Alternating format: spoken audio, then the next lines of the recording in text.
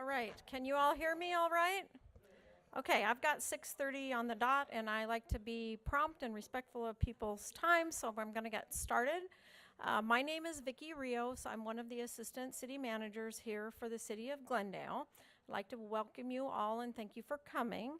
I'm going to do a little short presentation here, but before I do that, I'm going to welcome Councilmember Aldama up here, and he has a few words he'd like to share with you. Thank you, Vicki. Good evening and welcome to Heroes Park. I appreciate you all here. We value your time. This is a bond election for 2023. We can't advocate for or against the bond. We're just here to welcome you. We value you and we value your input. It is critical that you ask many, many questions. Ask questions like, what is going to be built? How much is it gonna cost? Where's the money coming from? When is the money coming? Ask many, many questions. It's imperative that we listen to you. We value you, we value your input. So please don't let this be the last time that you ask questions. You may not have all the questions tonight. You may think of some. The subject matter experts are here from finance, fire, police, transportation, facilities. All of them can answer questions outside of this meeting should you have any questions that you couldn't think of today. So maybe write some things down and get with our staff tonight. And I'm sure they have business cards that can leave tonight and give you their email address so you can follow up with them. But it's critical. It's a critical time, and we really need to be engaged, and I appreciate you. And don't let just the bond issue be an issue that engages you. Come out to our city council meetings. We meet twice a month. We have a workshop and a council meeting. We invite you all there, 5:30 p.m. and 12:30 p.m. for the workshops. Come and get involved. It's your city, and we're proud to serve you. So thank you so much for being here tonight, and we appreciate all of you. Vicki, thank you. All right, as I said, I have a very short presentation here. Let me make sure I'm making this work right. In this presentation, I'm just basically going to talk a little bit about the bond questions and projects. I'm going to tell you a little bit about general obligation bonds. This is going to sound funny, but in general, get it? Joke? In general. And the property tax impacts of them. And then I'm going to share some voter information with you. It's very loud. This bond election is about streets and safety. And so to help improve streets and safety throughout the city council put 2 bond questions on the ballot for this November for the election. The first question is, would allow the city to invest $82 million in street and intersection improvements. This is for constructing and reconstructing streets and intersections, adding safety improvements, constructing and reconstructing things like bridges and local streets, highways. We don't have too many of those. And also street widening and reducing congestion and those types of things. Now what you're seeing here is sort of an abstract of the actual ballot question. Many of you may have received already the publicity pamphlet. All registered voters were mailed that. I do have some up here if you need one or you didn't receive it. But in the ballot, there's more language. There's a lot of additional language about other things that may go with this. So on the ballot, you'll see more language. This is kind of like a little abstract of the question. But this gets to the body of it, the main thing, which is this would invest in streets. The second question is an investment of $78 million into public safety projects. And this would be for planning and acquiring and building and or modernizing our police stations, fire stations, any type of public safety facility. It includes the ability to expand our training centers and build a new forensics laboratory and any other public safety related facilities. One of those that isn't specifically listed here is the court. We also consider the court to be a public safety facility, so it would include the ability to modernize and upgrade the court. It also allows us to replace equipment, And as we equip those fire stations and things that are being modernized, it allows us to put the equipment in there necessary for the firefighters and police officers to do their job. It also mentions fire trucks and police cars. We actually typically don't use bond funding to do those. It's just here in the event that we need it, especially when we're equipping, say, a new facility. It would be there as a way to finance those. Now, the reason why we're here in particular is because general obligation bonds are unique and they require that the voters authorize them. They're paid for using your secondary property taxes. There are constitutional limits that the state has set about the amount of debt that we can issue for under general obligation bonds. Those limits are there. The important thing to kind of know is you're allowed to issue more bonds for the things listed: water, sewer, public safety, streets, transportation, open space, and parks. But for general government facilities, including libraries, you're limited even more as to the amount of debt that you can issue. Now, the city is nowhere near meeting these limits, so we're in fine shape, but it's just kind of, one of the things we like to talk about general obligation bonds. General obligation bonds are commonly used for these kinds of things. They're considered to be a fiscally responsible way to finance these kinds of big projects. And the reason is because you, as a taxpayer, are paying into the system. If we wait until we save enough money to build the project, you may have moved to another town, you may have moved on. You wouldn't be able to get the benefit of that road or that public safety facility now. We'd have to wait until we save up enough money. So by financing them, everyone gets to use the infrastructure and have the benefit of it now, and then everyone just pays for it a little bit at a time, kind of like a mortgage on your home. One of the big questions we get asked is this bond election, if it passes, is it going to result in a tax increase? And the answer to that is no, because we're paying off some old bonds. And I'll show you kind of a graphic that demonstrates that in a minute. And in addition to that, the City Council has passed a resolution basically limiting their ability to raise your taxes.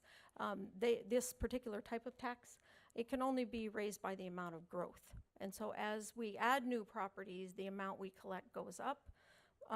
But the rate that you're paying actually goes down. And again, I'm going to show you that in a moment.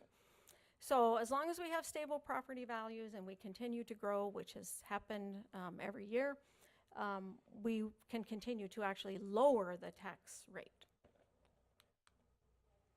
So this is what I'm saying. This is the graphic that kind of shows you where we are. We're in 2023, and we've paid off a lot of these old bonds that were used, 25, 30 years ago to finance similar types of things. But it's 30 years later and they're being paid off. And so it gives us the opportunity, without raising your tax rate, to fill in that sort of gap and collect the same amount of tax, but issue the bonds to do all of these projects. This is a sort of a typical Glendale residence tax bill.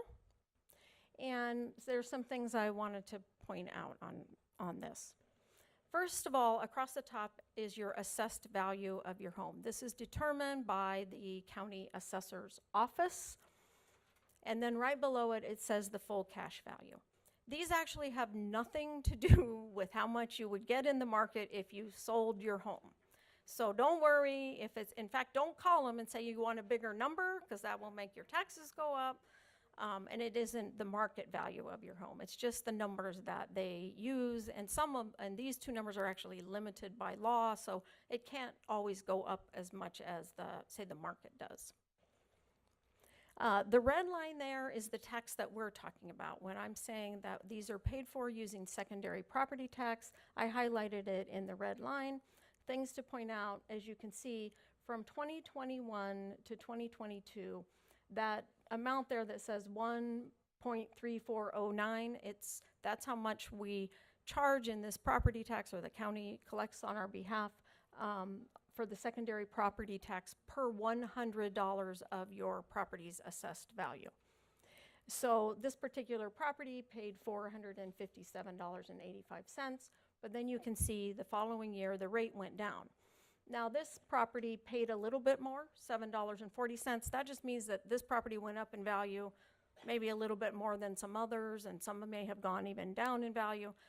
But overall, in total, we collected the same amount of tax with the exception of the growth that was added for new properties. Other things that are kind of interesting, if you never looked at your tax bill, they were mailed out, I'm going to say 2 weeks ago now, so you probably have yours. But if you open up and look at it, you're thinking, you know, gosh, I pay $3,000 in taxes as this person or this family did. But very little of it was actually to the city. Most of it is for school districts. And this tax actually went down, but that is also related to some change in legislation about schools. This election is going to be an all-mail ballot. So every registered voter in Glendale will receive a ballot. You don't have to be on the early permanent mail-in ballot list or anything like that. You don't have to do that because this is an all-mail election. So if you're registered to vote and you have a Glendale, you live in the city of Glendale, you will receive a ballot. The ballots are going to be, the last day to register to vote is October 10th. The ballots will be mailed October 11th, so you should be watching for them in the mail shortly thereafter. If you don't get a ballot and you need a replacement ballot, you have until October 27th to request one. And they're recommending that you mail your ballot back by November 1st. All ballots have to be received by 7 p.m. on November 7th. Now, we are going to have a location to drop ballots off. There may be more than one, but I do know of one that will be at the Foothills Recreation and Aquatic Center. I know that's a little bit of a ways from here. But the other thing I'm going to tell you on the next slide is if you want to know more information about how to get a ballot if you don't have one, or that type of thing, you can contact our city clerk. We also have, she has some information on her website, but this is her phone number. We have a website for the bond that gives you a lot more information than what I'm telling you right now. It's glendaleaz.com, bond 2023. And then if you want to know what is your status, am I registered to vote, you can actually track your ballot after you have voted. It's at that website, beballotready.vote. So I'll leave this up here if you want to, this is my last slide, so if you want to, you can, copy some of this information down. And also, as Mr. Aldama said, we have staff here. I'm going to be wrapping up, but I just want to cover a couple of little logistical things. So as soon as we finish up here in this room, they're going to begin taping for Facebook Live the staff that is out manning these posters. So if you wouldn't mind either just waiting here until they're done, it doesn't take very long, or if you do want to step out, just kind of step back a bit so they can tape the people without a lot of interference from bodies standing around. And then it won't take very long, and then the staff is here to answer all of your questions. So we have transportation here, we have public safety here, and then myself and our finance director here if you have particular questions related to the finances, the taxes, or anything like that. So with that, I'm going to turn it over now to Councilmember Clark. As you all know, this is her district, and she's going to say also a few words.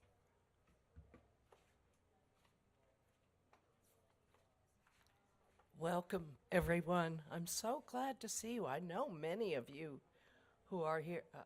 Michael, I didn't see you back there. Welcome. You are the smartest people in the room because you took the time to come out and find out what this bond election is all about. We appreciate that. We appreciate the fact that you took the time to come over, schlep over to the library, right? You know what schlep means. Schlep over to the library and check this out and see what it's all about. Now, Vicki said that there are people here tonight, and just in case you don't know who they are, Ryan Freeberg is our fire chief. Tall guy, white shirt. You can hit on him, right? Police chief's here, Chris Briggs. I've known him since he was that big. I'm like a mother, a nagging mother to Chris. He's all in black wearing a police uniform. Our transportation director is a wonderful gentleman by the name of Shahid Abbas. He's wearing a blue suit jacket and a red plaid shirt. So you know who to go and hit up and ask questions about. Now, one thing that Vicki didn't mention, and I will because it's near and dear to me, who knows what Alligator Alley is? You do. It's 83rd Avenue between Glendale and Northern. Have you ever driven that stretch of road? It'll jar your teeth, right? It's a terrible street. Well, if these bonds are passed, Alligator Alley is one of the first projects that will be done. And it's an expensive project. To reconstruct a road for a mile is a minimum of $2 million. So, see, these things aren't cheap. Plus, along Alligator Alley, you've noticed that there are like the street widens and then it narrows and then it widens. The city had to do something that it doesn't have to do in many other places, and that's talk to the property owners along 83rd Avenue and cut a deal with them to get some of the right-of-way so that when 83rd Avenue is finished, it'll be wide all the way up and down the street. That's just one project. So I want you to take the time to ask questions. Ask these guys all the questions you want. Grill them. Give them a hard time. They haven't had a hard time today. They deserve one. And I want to, again, thank you all. Vicki is now our assistant city manager. And the reason she knows so much about all this stuff, she was the city's finance director. So Vicki knows where all the bodies are buried financially. So if you have a financial question, Vicki's the one that you want to go talk to. And again, as Councilmember Aldama said, we can't advocate. We can't tell you, yes, support these, no, don't support these. All the city is permitted to do is give you the information. Then it's up to you to make up your own mind whether you think this is a good idea or not. But I would encourage you, if you're not registered to vote, get registered. Okay? If you've got family members that are not registered, get them registered. Because you'll be registered not just for this special bond election, but next year is a general election, presidential election. And I'll bet a lot of you have opinions on that, but you can't express those opinions unless you vote. So again, thank you all for coming out. Oh, one more thing I wanted to tell you. In 2 weeks, on Monday, October 9th, I'm having my next district meeting. Now, part of it will be a repeat, so if you didn't remember what the bond vote was all about, you'll learn again. But I'm also going to give you information about Heroes Park and the upcoming sports fields. You want to see what those are going to look like and what goodies we're going to be putting in the sports fields. Also, how many of you, raise your hand, how many of you know that the city is doing a renovation of City Hall? Well, most of you, that's good. That's very good. That is a very expensive, big-ticket project, but it's not just City Hall, it's Murphy Park and the amphitheater. And we will be presenting information on the renovation of City Hall. So if you didn't know anything about it, it's a good time to learn. Also, it's going to be a Desert Diamond Arena, second floor where we usually meet. And I keep going back there because they have such good food. Last time they didn't have enough. This time there'll be plenty. So thank you all for coming out. Thank you for the time, Vicki. And I guess you could, in a few minutes, you can go out there and grill them.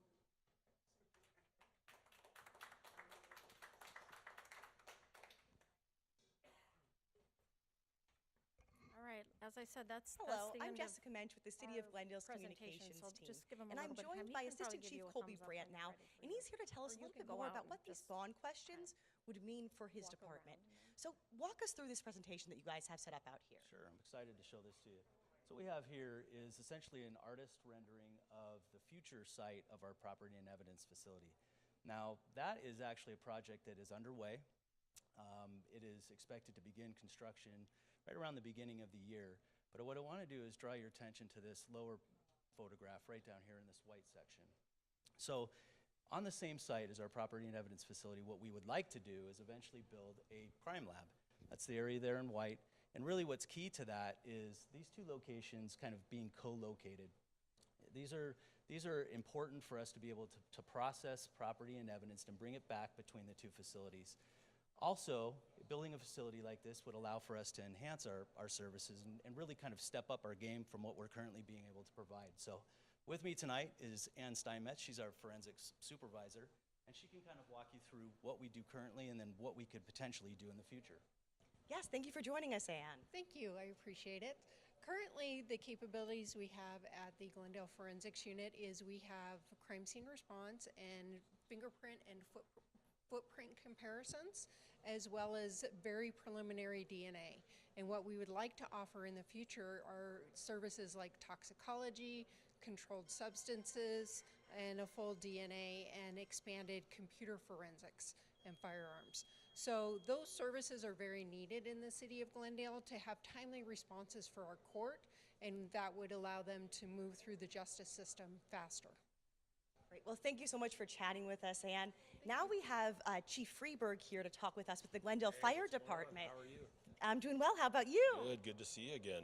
Good to see you. So, yeah, tell us more about your portion of all of this. Oh, absolutely. So the opportunity for the bond and the citizenry to support that is just great for the city of Glendale. And for the fire department specifically, the way we work and how we work within the city of Glendale is we're data driven. So the way we make our decisions about where we're going to locate fire stations is by plotting all of the incidents that have happened like in the last calendar year, and we partner with our global information systems GIS team here in the city to put them on the map of the city of Glendale. And then we plot where all of our fire stations are at, and what we use is a polygon, which is a multi-sided geometric shape that shows how far can we get in 4 minutes, because that's kind of the gold standard for a fire station, because at 4 minutes, that's when tissue dies, and that's where flame impingement against the structure ignites the structure. So this is how we master plan a fire department. And what we look for are those demand and density of incidents. When you see on our map here of the clusters of yellow, that when things outside a polygon begin to occur and we hit kind of our tipping point, we bring those recommendations and priorities forward for consideration about where we're going to put our next fire station. So that's really how we use data to support these questions with good data-driven information. Great. And now moving down the line here, you guys have some other posters up here to show us. So what this demonstrates is currently we are at about 90% of design. We're hoping to start construction of a raise and rebuild of a current fire station 153 on 59th Avenue just north of Thunderbird. So what we want our citizens to see is this is a modernized contemporary fire station that is looking to blend into the community, stand out, not stick out, be a beacon of public safety. And you'll talk about streets later. And what this allows us to do is efficiently, effectively get onto the roadways to get those incidents that occur. So this is going to let the citizens see what a new fire station, and when we build fire stations in the future, kind of the conceptual of what the architecture is going to bring to the community. Great, great. And then, yeah, just moving on down the line here. So finally, with the great work between our partners in the fire department and our partners in the city, this kind of gives you the floor plan of what a modern contemporary fire station. And the key to this is understanding that we have what are called red zones, yellow zones, and green zones. And that's really to put a fine point on the considerations for occupational cancer and the realities of cardiac disease in the fire service. So what this looks like is we have the red zone, which is where the fire trucks are parked and where our personal protective equipment can off-gas. We have the yellow zone, which is an area for decontamination from our firefighters when they come back to the station. And then we have kind of what this green zone is, which is where they live, eat, sleep, and study and train. So if you really think about the realities for our citizens, that when you come to our fire station, there's workspace, there's communal space, and there's personal space. This then allows you to know that when you come to that fire station, which is their building, that they can come into that communal space, we can open up the fire station, and they can interact with our firefighters, because we are the Glendale Fire Department. Great. Well, thank you so much for betcha. chatting with You us. betcha. And now, of course, another portion of the bond questions here has to do with transportation. So to walk us through that, we have Purab Adabala here, who is the Deputy Director of Transportation. Thank you for chatting with us. Thank you. So go ahead and walk us through what you have to present here today. And I'm just going to come on to the other side here. All right. There we go. So what you see here is the pavement funding need over the next 10 years for Glendale. So our street pavement condition right now is what we call pavement condition index, which is basically a rating system from 0 to 100, 0 being almost non-existent pavement and 100 being a brand new pavement. So right now our pavement condition index is 58. Our goal at the end of 10 years is to achieve a pavement condition index of 72. To do that, we would need a total of approximately $300 million. Right now, we have $215 million programmed over the next 10 years in our capital improvement plan. So what we are short is $81.5 million. So if we had the $81.5 million, along with the $215 million that we have over the next 10 years, we can achieve the 72 PCI goal for the city. Now, what you see in this board here is an illustration of our bond street projects. So the green lines indicate locations where there could be street pavement projects that could improve the life of the street pavement by a couple decades. And then the blue dots that you see here are potential intersection projects where we could do safety improvements. We'll walk down to the last board and we'll see what those safety improvements could look like.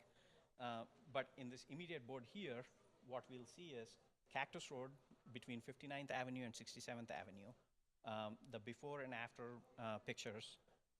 Before we did the street reconstruction for the street segment, you can see what the street pavement looked like. And then you can also see the intersection pavement, what it looked like. And at the after pictures, you can see what the pavement looks like after the project's been done. So in this case, we've added multiple decades of life to the street pavement. What you see in the board here is what could be a potential future project with bond funds. And you see the pavement condition, which clearly identifies why we need a project there. This one is located at Bethany Home Road between 43rd Avenue and 51st Avenue. And the last board here shows what typical safety improvements could be done at intersections. So they could be raised medians, striping, I'll read them off, signage, access control, consolidated access points, street lights, bike lanes, sidewalks, high visibility crosswalks, pedestrian ramps, which are ADA compliant, turn lanes, bus pullouts, traffic signal timing, traffic signal coordination, like adaptive traffic signal systems, vehicle detection systems, pedestrian detection systems, flashing yellow arrows for all the signals, and emergency vehicle preemption. So I'll give a couple of examples here. Take the example of bike lanes.